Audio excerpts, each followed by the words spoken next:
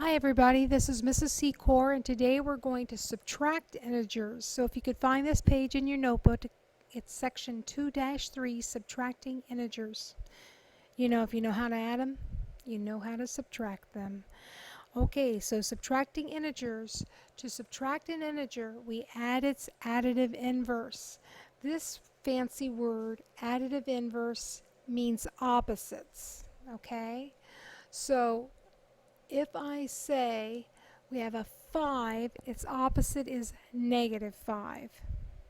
And if I say we have 3 or -3, its opposite is +3.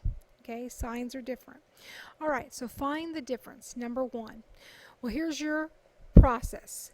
It says you change your problem, keep the first number the same, but change your problem to an addition problem and take the additive inverse of 10 or the opposite, which is a -10. So you rewrite it, and I suggest you do this on each problem. Okay, so we've rewritten it as an addition and taken the opposite of 10. Let's see, those signs are different. We subtract and we get a -1, right? There are more negatives. Okay, number 2, here's the original, -3 minus -5. Keep the first number the same, -3. That first number is called the minuend if you're interested. And then becomes a plus, and the next number, which is called the subtrahend, that's the guy that's getting changed. The second number, the subtrahend. The opposite of -5 is +5. Okay, -3 plus 5. Subtract. Signs are different. 2, and it is positive because 5 was bigger than -3. The positives were more positives. Okay? Next one, number 3. 7 minus -3. 7 plus opposite of -3, +3. Oh, that's just 10. 7 and 3 is 10. Okay, number 4. All right. The first number, -4, the minuend stays the same. Minus becomes an addition problem. Opposite of -4, +4. Oh, that's interesting. -4 plus 4, 0.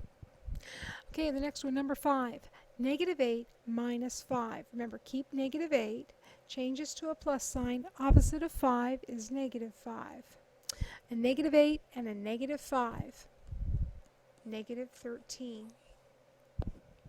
Okay, and the last one, number 6. A -6, a plus sign. The opposite of -4, that's just 4. Okay, we have a negative and a positive. We subtract. And it looks like we have more negatives. -6. So remember that idea of the negatives? The absolute value is greater than the absolute value of the positives. So that's why it was negative. We do have one more page. Let's take a look at it. We're going to use algebraic expressions.